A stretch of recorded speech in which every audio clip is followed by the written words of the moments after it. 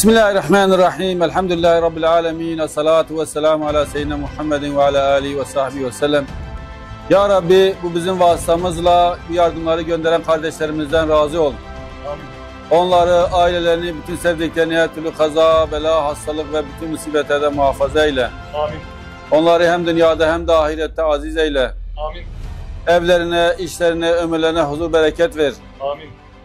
Ölmüşlerine gani rahmet eyle. Onları cennete, Peygamber Efendimiz'e komşu eyle. Amin. Varsa hastalarına acil şifalar ihsan eyle. Amin. Ya Rabbi, Mescid-i Aksa'mızın, Gazze'mizin bir an önce muzaffer olmasını hepimize göster. Amin. Amin. Elhamdülillahi Rabbil alemin.